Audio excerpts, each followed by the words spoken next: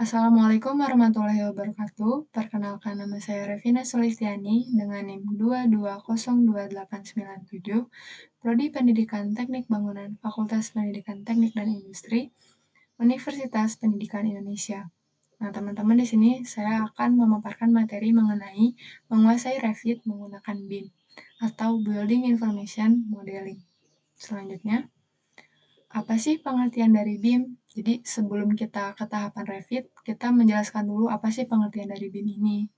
Jadi BIM ini merupakan suatu proses digital yang digunakan untuk merencanakan, mendesain, membangun, dan mengelola bangunan atau infrastruktur lainnya dengan menggunakan model 3D yang terintegrasi.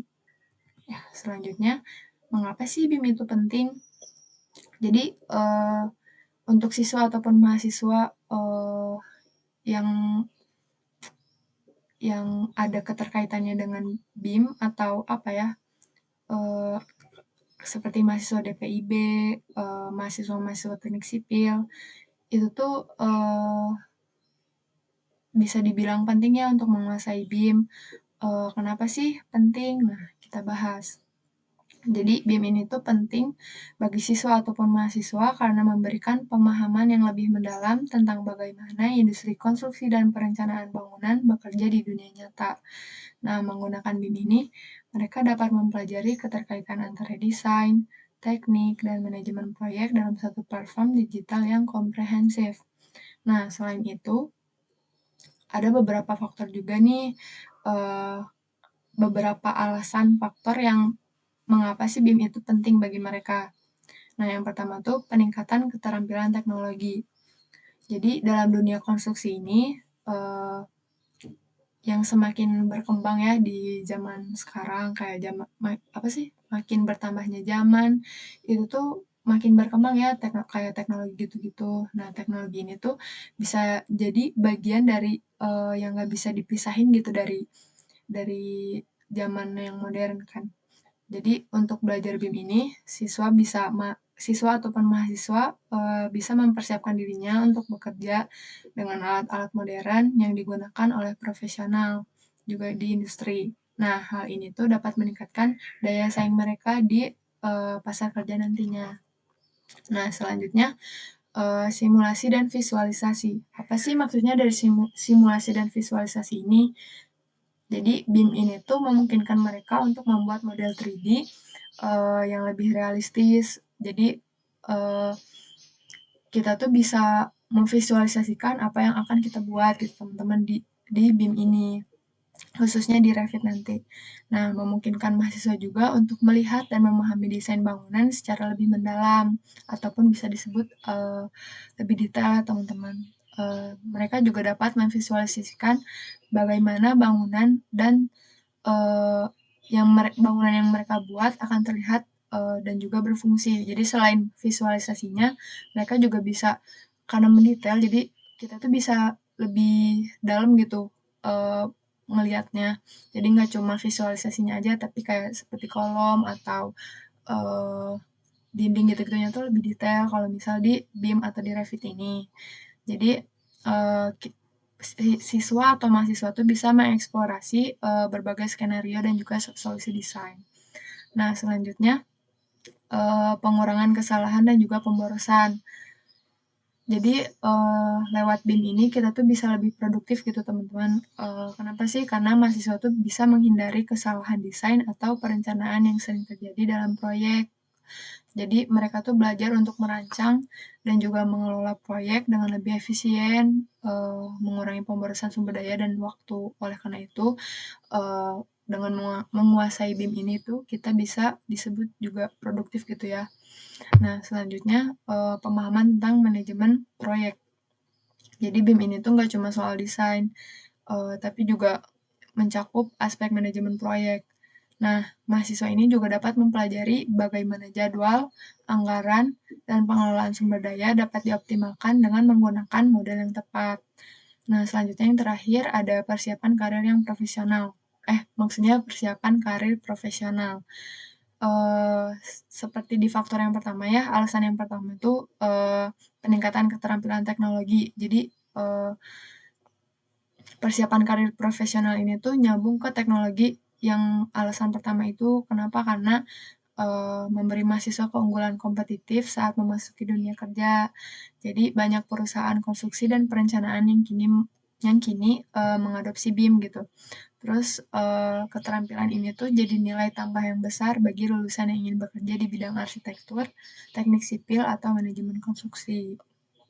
Nah, sebelum kita lanjut ke aplikasi Revit-nya, eh, pengertian dari Revit itu merupakan perangkat lunak atau software yang digunakan untuk mendukung proses desain, perencanaan, konstruksi dalam industri arsitektur, teknik sipil, dan juga konstruksi. Nah, si Revit ini tuh dikembangkan oleh Autodesk dan berfokus pada building information. Nah, kita udah ada di software Revit 2021 nih. Untuk yang pertama, mungkin saya akan menjelaskan mengenai tampilannya agar teman-teman bisa paham ya apa sih maksud-maksud dari tampilan yang pertama kita buka, kita lihat tuh kayak gini tuh apa sih. Nah, pertama dari sebelah kiri dulu ada models, ada families, ada opsi di sebelah kiri, tapi ada tampilannya juga ya di sebelah kanan atau di tengah-tengah, di pusatnya. Nah, untuk dari tampilan ini mungkin dari teman-teman bingung ya, apa sih perbedaan model sama family, soalnya sama-sama ini kan opsinya sama gitu. Jadi kayak bingung apa sih bedanya. Nah, menurut saya tuh perbedaan model sama families nih, untuk model tuh lebih ke keseluruhan. Jadi dia tuh cakupannya tuh udah terbentuk bangunan gitu. Kayak contohnya aja nih, kayak udah ada bentuk bangunannya, terus strukturnya cuma udah terbentuk gitu ya, udah keseluruhan, ininya juga denahnya juga udah keseluruhan. Nah, kalau families tuh eh, lebih ke detail mungkin ya bisa dibilang. Jadi eh, komponen-komponen dari sebuah bangunannya gitu. Jadi lebih detail itu kayak misal ini dari contohnya pun kayak seperti meja ya, terus ada kuda-kuda, terus ini ada eh, balok atau kolom gitu-gitulah. Nah, jadi perbedaannya tuh untuk model tuh keseluruhan. Untuk families tuh lebih mendetail ke komponen-komponen yang ada di bangunan tersebut. Untuk recent file tuh ya ini gitu ya teman-teman. Nah, sekarang kita coba ya cara mengaplikasikan Revit ini tuh seperti apa. Nah, kita coba klik new. Selanjutnya, di sini tuh ada template ya, teman-teman. Kita bisa pilih, tapi ini tuh kita bisa nambahin nanti. Jadi, kita tuh bisa milih kayak ada metrik, imperial, atau kita tuh ada bisa nambahin arsitektural, struktural, construction. Nah, kita coba klik dulu yang ini ya, kita okein. Tunggu load dulu. Nah, udah, selanjutnya kita bisa ke kiri atas ya, kita klik file, selanjutnya kita ke kanan bawahnya, klik options. Nah, kita juga bisa ubah di sini nih di file location. File location ini kita bisa nambah nih add file ini.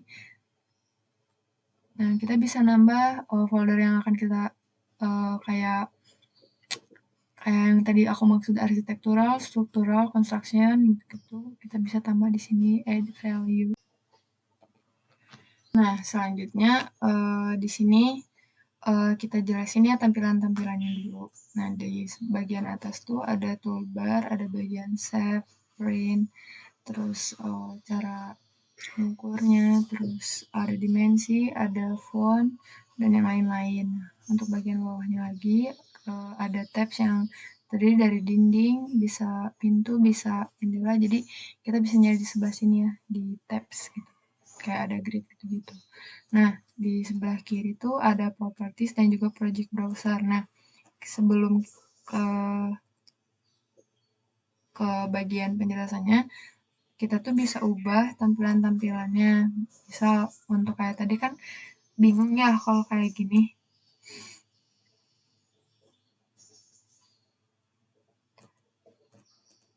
Kalau kayak tadi tuh sedikit bingung. Disatuin gini tuh agak bingung ya tadi. Aduh gimana. Nah, kalau misal disatuin gini ada properties, ada project browser tuh agak lumayan kurang. Nah, mungkin bisa diubah kayak gini. Jadi project browsernya ada di sebelah kanan, propertiesnya ada di sebelah kiri.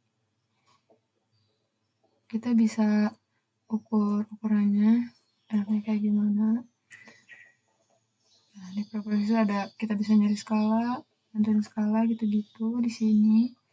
Terus untuk di project browser ada banyak ya, bisa dilihat.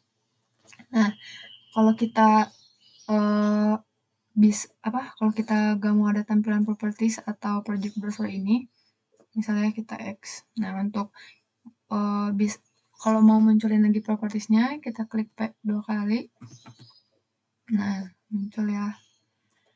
Atau kita juga bisa ngilanginnya tuh dengan klik P atau bisa klik X gitu. Nah, untuk munculnya klik P-nya 2 kali. Gitu. Nah, untuk project browser misal kalau kita mau ngilangin ya, atau kita mau munculin gitu ya, kita bisa klik kanan di mouse terus klik browser, project browser. Nah, muncul lagi ya. Nah, setelah membahas tampilan dari Revit, ada toolbar, ada tabs, ada properties, ada project browser. Nah, kalau kita mau nambahin nih si projectnya, kan ini projectnya cuma satu nih, kita bisa nambahin, kita klik file, klik panahnya, terus klik project. Nah, kita bisa custom nih, kita bisa tambah, misal tadi kita kan klik construction, kita klik architectural, klik OK, kita tunggu sebentar. Nah, jadi bertambah gitu ya, yang tadinya construction, ini jadi arsitektur. Kita tuh bisa nambah di sebelah sini. Nah, untuk bagian project browser-nya tuh berbeda ya. Si project browser, propertiesnya tuh berbeda. Yang sebelah kiri tuh construction tuh tampilan propertiesnya sama project browser-nya seperti ini. Untuk arsitektural seperti ini. Nah, kalau misal kita mau pindahin si lantainya gitu, floor plans-nya misal di lantai 1, klik ini, klik. Nah, kita bisa klik di sininya. Nah, ini tuh bakal berbeda nih di propertiesnya. Kalau kita klik, si lantai-lantainya tuh akan berbeda. Gitu. Nah, kita coba ke yang construction. Nih, kan banyak ya kalau construction sih lantainya. Di contohnya, misal ada roof. Nih, di propertiesnya tuh otomatis keubah. Jadi, maksud otomatis keubah tuh karena kan datanya berbeda ya. Jadi enak. Langsung bisa diklik gitu. Kayak, oh ini level 1, level 1. Ya, level 1 tuh maksudnya kayak lantai 1, lantai 2, terus ada roof, ada side. Gitu, kita bisa ubah di sini. Terus kalau misal kan ini gak bisa, belum kelihatan dua-duanya gitu kan. Nah, kita bisa ubah nih ke sini. Ke view, terus ke tile views. Nah, jadi tampilannya ada dua ini gitu. Ada ini juga. Jadi bisa dalam satu tampilan tuh bisa munculin dua template gitu. Misal kita tambahin lagi nih ya. Kita klik panah, project, terus kita klik struktural kali ya.